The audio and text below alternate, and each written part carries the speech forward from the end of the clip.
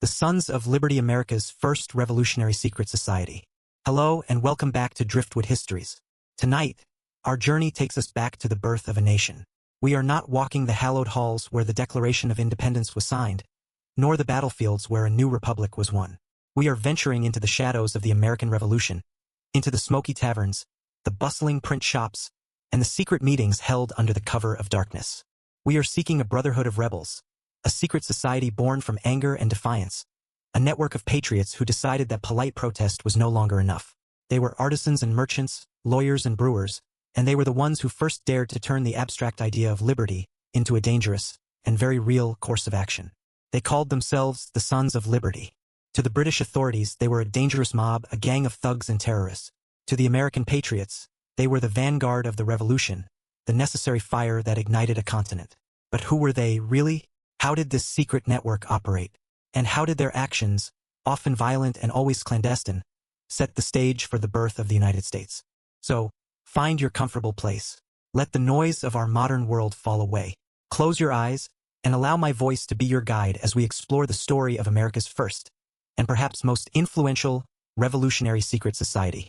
Our story begins not with a declaration of war, but with a piece of paper, a tax, and a single, defiant cry: no taxation without representation. To understand the birth of the Sons of Liberty, we must journey back to the year 1765. The great global conflict known as the 7 Years' War, or the French and Indian War in the American colonies, had just come to an end. Great Britain had emerged victorious, its empire now stretching across the globe, its arch-rival, France, defeated. But this victory had come at a staggering, almost ruinous cost. The British government was drowning in debt, and as they looked across the Atlantic, they saw their 13 prosperous American colonies, which had, in their view, benefited greatly from the protection of the British military during the war, but had contributed very little to its cost. And so, the British Parliament, led by Prime Minister George Grenville, decided that the time had come for the American colonists to pay their fair share. In March of 1765, they passed an act that would, unintentionally, set the colonies on a path to revolution. It was called the Stamp Act. On the surface, it seemed like a relatively modest and reasonable tax. It was not a tax on property or on income. It required that all printed materials in the colonies, from legal documents like deeds and wills, to newspapers, pamphlets, almanacs, and even playing cards and dice, be produced on specially stamped paper, which had to be purchased from a royally appointed distributor. A similar tax had long been in place in Britain itself. But for the American colonists, this was not just another tax. It was a profound and fundamental violation of their most cherished and long-held rights as Englishmen. For over a century, the colonies had, for the most part, governed themselves. They had their own elected colonial assemblies, and it was these assemblies and these assemblies alone that had the power to levy taxes on their own citizens. The Stamp Act was the first direct tax ever imposed on the colonies by a parliament in which they had no elected representatives. This gave rise to the powerful, simple, and electrifying rallying cry that would echo through the next decade: no taxation without representation. It was a matter of constitutional principle. If Parliament could impose this tax, they could impose any tax. It would reduce the colonists from freeborn, self-governing Englishmen to mere, subservient subjects. The response in the colonies was immediate and furious. Resolutions were passed in colonial assemblies, pamphlets were written by lawyers and politicians, and merchants began to discuss boycotts. But it was in the bustling, crowded, and politically charged port city of Boston, Massachusetts, a city with a long tradition of resisting royal authority, that the resistance took its most organized, most dramatic, and most secretive form. In the spring of 1765, as news of the impending Stamp Act reached the colonies, a small group of influential middle-class Bostonians began to meet in secret. There were 9 of them. They were not the famous, founding father philosophers of the Revolution like John Adams or Thomas Jefferson. They were the men of the street, the practical organizers, the men who knew how to turn abstract political anger into concrete action. They were printers, artisans, and merchants. They called themselves, at first, the Loyal Nine. The membership of this secret committee is a roll call of the second tier of Boston's revolutionary leadership. It included John Avery, a merchant and distiller; Henry Bace, a printer and a cousin to the great revolutionary organizer, Samuel Adams; Thomas Crafts, a painter; John Smith, a brazier; and, most importantly, Benjamin Eads, the publisher of the radical and influential newspaper, the Boston Gazette. The Loyal Nine were the secret nucleus, the steering committee, of the burgeoning resistance movement in Boston. They understood, with a canny, street-smart intuition, that to defeat the Stamp Act, they needed to do more than just write polite, legalistic petitions to the king. They needed to make the law unenforceable. They needed to make the cost of collecting the tax too high for the British to bear. And to do that, they needed to mobilize the one force in Boston that the wealthy, establishment figures both feared and relied upon, the Boston mob. Their first target was the man who had been appointed as the official stamp distributor for Massachusetts. His name was Andrew Oliver. He was a respected and wealthy merchant, and the brother-in-law of the deeply unpopular Lieutenant Governor, Thomas Hutchinson. Oliver was the man who would be responsible for selling the hated stamped paper. The Loyal Nine decided to make an example of him. On the morning of August 14, 1765, the people of Boston awoke to a strange and deeply provocative sight. Hanging from a great elm tree in the south end of the city, a magnificent tree that would, from that day forward, be known as the Liberty Tree, was an effigy. It was a crude, straw-stuffed figure, meant to represent Andrew Oliver. Next to him hung a large green-soled boot, a clear and unsubtle pun on the name of the former British Prime Minister, Lord Bute, who was widely blamed for the new tax policy. And peeking out of the top of the boot was a small, horned figure of the devil. This powerful act of political theater was organized in secret by the Loyal Nine. But to carry out the next phase of their plan, they had enlisted the help of a man who was the undisputed master of the Boston streets, Ebenezer Mackintosh. Mackintosh was a humble shoemaker, but he was also the leader of the South End mob, one of the city's two powerful and traditionally rival working-class gangs. The Loyal Nine had managed to do what was previously unthinkable: unite the rival North End and South End mobs into a single, unified force for a political purpose. That evening, Ebenezer Mackintosh and his unified mob, with the quiet encouragement of the Loyal Nine, took down the effigy of Andrew Oliver. They placed it in a coffin and began a great mock funeral procession through the streets of Boston. Thousands of citizens joined them. They marched, carrying torches, to a newly constructed building on the waterfront, a building that they believed was to be Oliver's new stamp office. They tore it down, board by board, in a matter of minutes. Then, the great crowd, now numbering in the thousands, marched to Oliver's lavish home on a hill overlooking the city. They beheaded the effigy in front of his house, a clear and terrifying threat. They then proceeded to stone his windows, break down his fences, and raid his luxurious wine cellar. Andrew Oliver and his family, terrified for their lives, had already fled to the safety of a nearby fort. The message was brutally clear. The next morning, a shaken Andrew Oliver publicly resigned his position as stamp distributor. He swore an oath under the Liberty Tree that he would never enforce the act. But the violence did not end there. 12 days later, on the night of August 26th, the Boston mob, now acting on its own, and perhaps fueled by the success of its earlier action, turned its fury on the magnificent home of the Lieutenant Governor, Thomas Hutchinson. Hutchinson was a symbol of royal authority, a wealthy and somewhat aloof figure, and he was widely, and wrongly, believed to have been a supporter of the Stamp Act. The mob, fueled by rum and a deep-seated class resentment, descended on his house and, over the course of several hours, utterly and completely destroyed it. They smashed his furniture, they chopped down the interior walls with axes, they tore up his beautiful gardens, and, most tragically for history, they took his priceless library, one of the finest in North America, containing invaluable historical books and manuscripts about the history of Massachusetts, and scattered the pages into the street. It was an act of shocking, anarchic violence that horrified even many of the Patriot leaders, including Samuel Adams himself. The events in Boston, particularly the targeted and successful intimidation of the stamp master, were a spark that lit a fire across all 13 colonies. In the months that followed, similar secret groups, directly inspired by the actions of the Loyal Nine, began to form in New York, in Philadelphia, in Charleston, and in countless other towns and cities. And they all began to adopt the same powerful, evocative name. The name was born, quite by chance, from a speech given in the British Parliament during the debate over the Stamp Act. An Irish member of Parliament named Isaac Barr, who was a veteran of the French and Indian War and a staunch defender of the American cause, stood up to oppose the tax.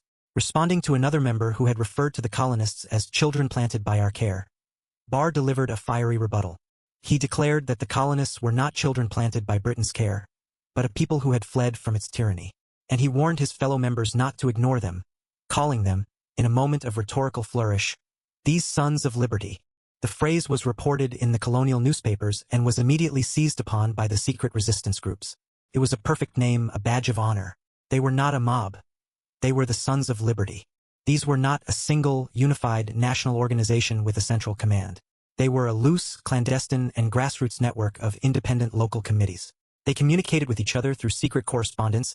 They used symbols like the Liberty Tree and the Liberty Pole as public rallying points, and they worked in the shadows to organize opposition to British policy.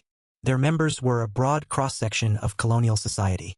In the leadership, there were often prominent, middle-class, and well-respected figures, lawyers like John Moore Scott in New York, merchants like Christopher Gadsden in Charleston, and influential printers like Benjamin Eads in Boston and Alexander McDougall in New York.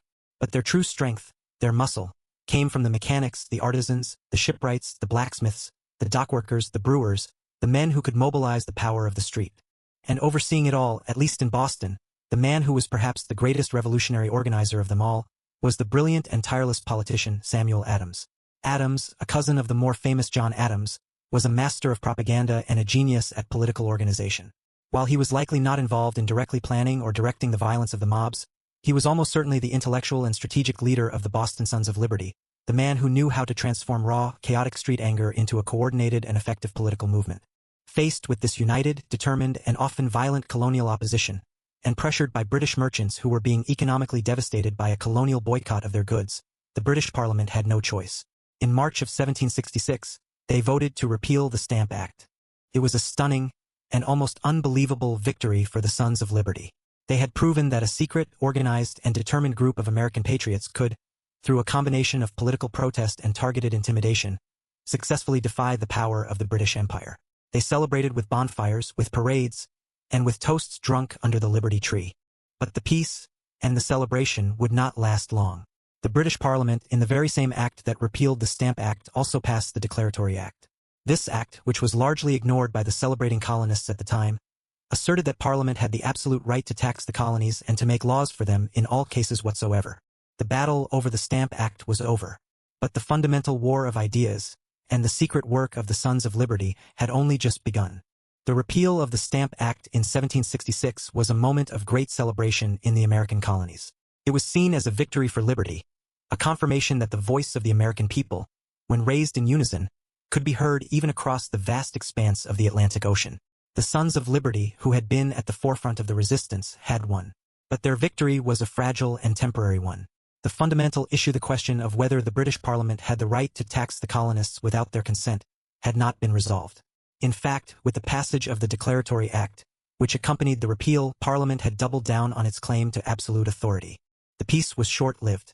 In 1767, the British government, now led by the Chancellor of the Exchequer, Charles Townshend, made a new attempt to raise revenue from the colonies. They passed a new series of taxes and regulations that came to be known as the Townshend Acts. These acts imposed new import duties on a variety of goods that the colonies could only legally buy from Britain, including paper, paint, lead, glass, and most famously tea. Once again, the Sons of Liberty, who had remained as a network of corresponding committees after the Stamp Act crisis, sprang into action. They organized a widespread and highly effective boycott of the taxed British goods. This was a powerful economic weapon. Colonial women, who were the primary consumers of household goods, organized spinning bees to produce homespun cloth as an alternative to imported British textiles. The drinking of smuggled Dutch tea became an act of political defiance. The boycotts were designed to hit the British merchants in their pockets, creating a powerful lobby in London that would pressure Parliament to repeal the new taxes. But the Sons of Liberty did not limit themselves to economic protest. They also engaged in a sophisticated propaganda campaign. They published pamphlets and fiery articles in radical newspapers like the Boston Gazette, denouncing the new taxes as another form of unconstitutional tyranny. And they erected liberty poles in town squares throughout the colonies. These were tall wooden poles, often topped with a flag or a banner bearing the word liberty. They became powerful and highly visible symbols of resistance. They were gathering places for patriot meetings and protests, and they often became the site of violent clashes between the Sons of Liberty and British soldiers or loyalist sympathizers. In Boston, the undisputed center of the resistance, the tensions escalated dramatically. The British government, determined to enforce the new laws, sent 2 regiments of regular soldiers, the Redcoats, to occupy the city in 1768. The presence of a standing army in a time of peace was seen as a profound threat by the colonists. The soldiers, who were poorly paid, often competed with local laborers for part-time work, leading to constant friction and street brawls.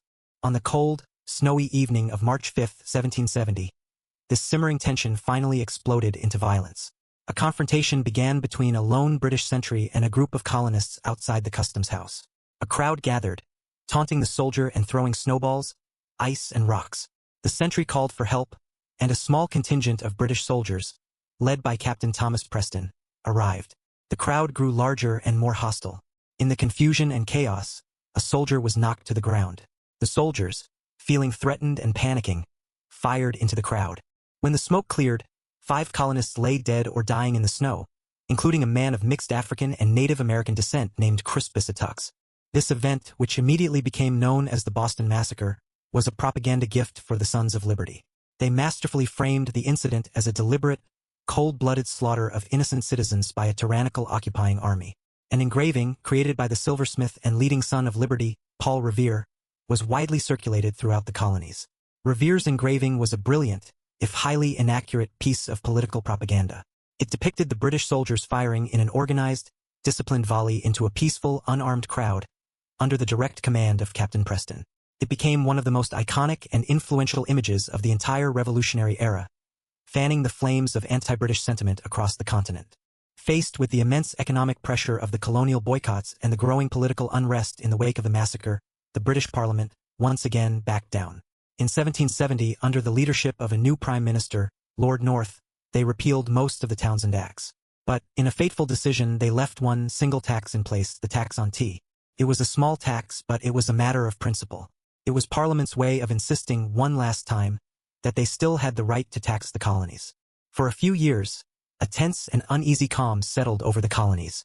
The boycotts largely ended, but the underlying constitutional issue remained unresolved. And in 1773, Parliament passed an act that would shatter this fragile peace and set the colonies on a final, irreversible path to war. This was the Tea Act. The Tea Act was not designed to raise new revenue. In fact, it was designed to make tea cheaper for the colonists. Its primary purpose was to bail out the powerful and politically well-connected British East India Company, which was on the verge of bankruptcy, its warehouses overflowing with millions of pounds of unsold tea. The act gave the company a monopoly on the tea trade in the American colonies, allowing it to sell its tea directly to the colonists through its own chosen agents, bypassing the colonial merchants who had traditionally acted as middlemen. This would make the company's tea, even with the small Townshend tax, cheaper than the smuggled Dutch tea that most colonists drank. But the American colonists were not fooled. They saw the Tea Act not as a price cut, but as a clever trick, a Trojan horse. It was a plot to induce them, with the lure of cheap tea, to accept the principle of parliamentary taxation. The Sons of Liberty and the colonial merchants who were their key members also saw it as a direct threat to their livelihood, an attempt to create a monopoly that would drive them out of business. They decided that the tea must not be allowed to land. In cities like New York and Philadelphia, the Sons of Liberty successfully used a campaign of public protest and private intimidation to force the royally appointed tea agents to resign.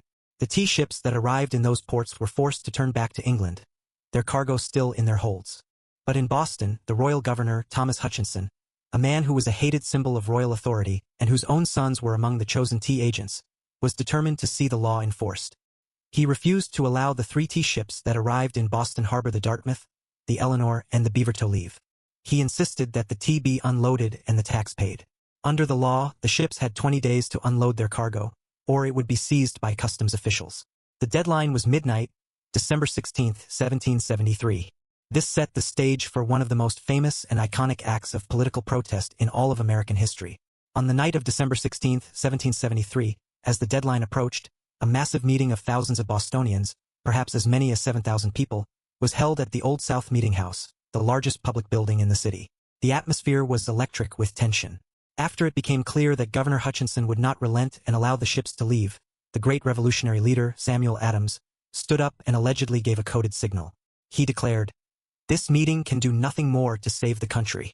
As if on cue, a group of several dozen men, many of them known members of the Sons of Liberty, let out a series of loud war whoops and rushed out of the meeting house towards Griffin's Wharf, where the tea ships were moored. They were disguised as Mohawk Indians. This was a powerful symbolic gesture. It was a way of showing that they were not acting as law-abiding British subjects, but as something new, as Native Americans, defending their land and their rights. The disguise also, of course, served the very practical purpose of protecting their identities from the authorities. Under the cover of darkness, they boarded the 3 tea ships. For the next 3 hours, they worked with a surprising degree of quiet efficiency and discipline. They hoisted 342 massive chests of tea from the holds of the ships. They smashed the chests open with hatchets and axes, and they dumped the contents, over 92,000 pounds of tea, into the cold, dark waters of Boston Harbor. It was an act of immense and deliberate property destruction, a carefully planned and executed protest that destroyed what would be, in today's money, well over $1 million worth of tea. The Boston Tea Party was a direct and defiant act of rebellion, a clear line drawn in the sand. And the British government's response was swift, harsh, and utterly uncompromising. In 1774, a furious parliament passed a series of punitive laws that the colonists quickly dubbed the Intolerable Acts. They passed the Boston Port Act, which closed the port of Boston to all trade until the destroyed tea was paid for. They passed the Massachusetts Government Act, which revoked the colony's charter, severely restricted its cherished town meetings, and placed it under direct royal control. They passed a new, more stringent Quartering Act, which allowed British soldiers to be housed in private homes. But instead of crushing the rebellion and isolating Boston, the Intolerable Acts had the exact opposite effect. They united the 13 colonies in opposition to what they saw as an act of outright tyranny. The other colonies rallied to support Boston, sending food and supplies.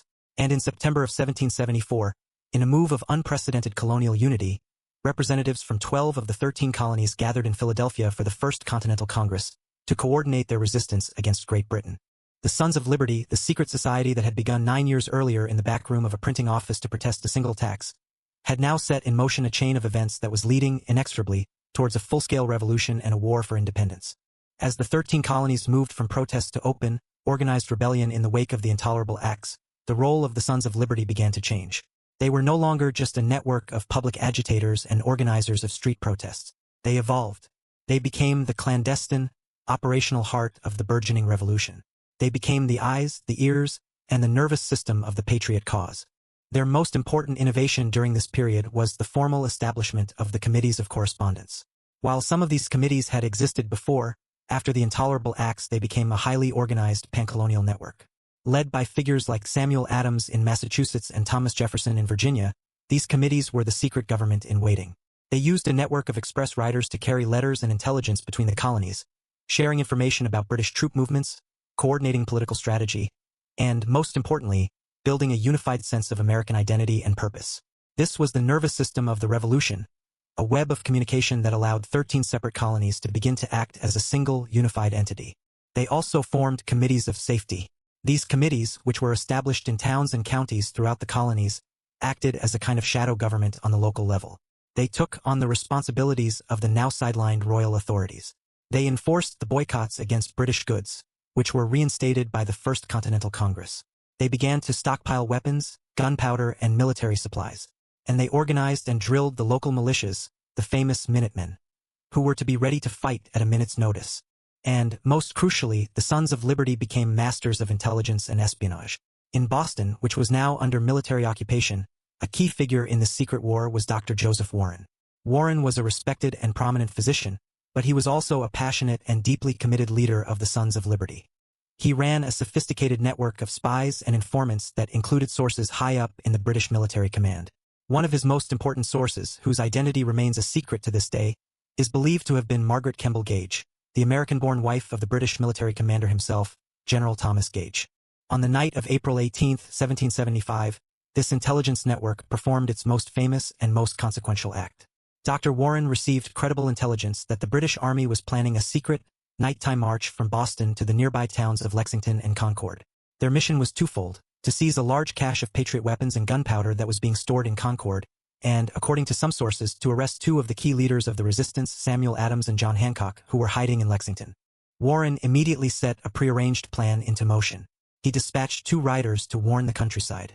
The first was a tanner named William Dawes, who was sent out by a southern route. The second, and more famous, was the silversmith and a leading son of liberty, Paul Revere. Revere's first task was to alert the Patriots in Charlestown. He had arranged a signal system using lanterns in the steeple of the Old North Church, the highest point in Boston, 1 if by land and 2 if by sea.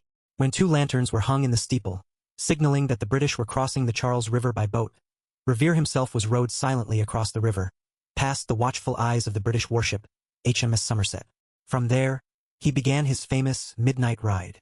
Riding through the darkness, he warned the towns of Medford, Menotomy, and Lexington. His famous cry of "The regulars are coming out," waking the colonial militia.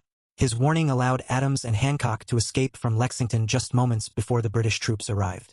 The next morning, on April 19th, on the village green of Lexington, a small group of about 77 militiamen, led by Captain John Parker, stood in defiance of a much larger British force. A shot was fired. No one knows for sure by which side, and the shot heard round the world rang out. 8 Americans were killed, The American Revolutionary War had begun. The British then marched on to Concord, where they were met by a much larger and more organized force of militiamen at the North Bridge. After a sharp firefight, the British were forced to retreat. Their long march back to Boston became a nightmare. Thousands of militiamen, using guerrilla tactics, fired on them from behind stone walls, trees, and houses. The retreat became a bloody, humiliating rout for the most powerful army in the world. Throughout the long 8-year war that followed, the Sons of Liberty continued to operate. Their role now shifted to supporting the new Continental Army. They rooted out loyalists and spies. They gathered intelligence for General George Washington's forces. They used their skills as printers and propagandists to maintain public morale and to publish influential works like Thomas Paine's Common Sense. A famous, if perhaps apocryphal, story illustrates their continuing, shadowy influence. It is said that the original design for the American flag, the Stars and Stripes, was created by a committee that included George Washington and 2 other men who were known to be associated with secret societies, George Ross and Robert Morris. The legend claims that the 5-pointed star was chosen over the 6-pointed star of the British heraldic tradition, in part because the 5-pointed star or pentagram was a symbol used in some esoteric and fraternal traditions, including Freemasonry, with which many of the Sons of Liberty were also affiliated.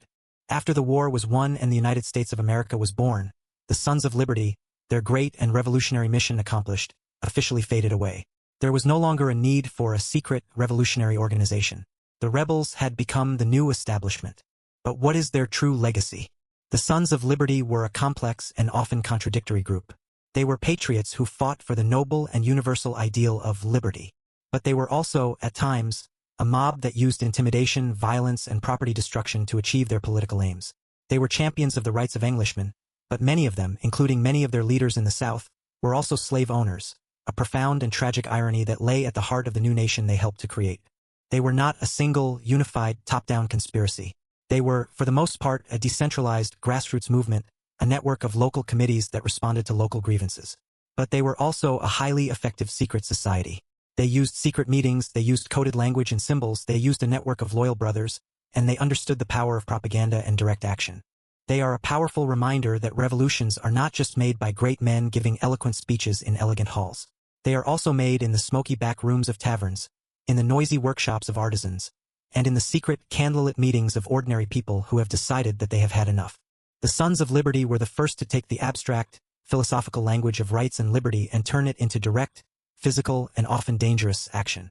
They were the engine of the American Revolution, the unseen and often unacknowledged hand that pushed a reluctant continent from protest to all-out war, and from a collection of colonies to a new and independent nation.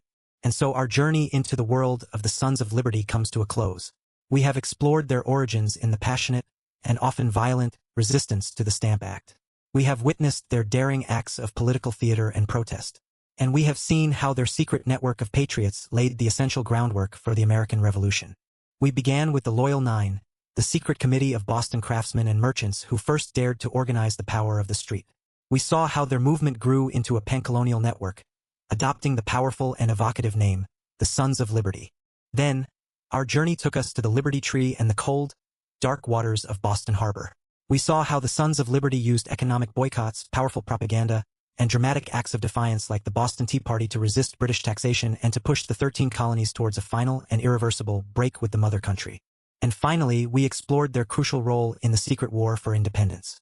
We saw how figures like Samuel Adams, Dr. Joseph Warren, and Paul Revere transformed the Sons of Liberty from a protest group into an effective intelligence and political organization, a shadow government that helped to spark the first shots of the Revolutionary War at Lexington and Concord. The story of the Sons of Liberty is the story of how a revolution is truly made. It is a story about the power of a single, galvanizing idea, no taxation without representation. And it is a story about the power of a dedicated, organized, and, when necessary, secret brotherhood to transform that idea into a new nation. They were the first and perhaps the most consequential of America's many secret societies. Thank you for joining me on this voyage with Driftwood Histories. If these stories have stirred your curiosity and soothed your mind, I invite you to subscribe and join our community of fellow travelers. There are many more hidden currents of time, many more secret histories, for us to explore together. Until then, sleep well. May you always cherish your own liberty, and may your dreams be peaceful. Good night.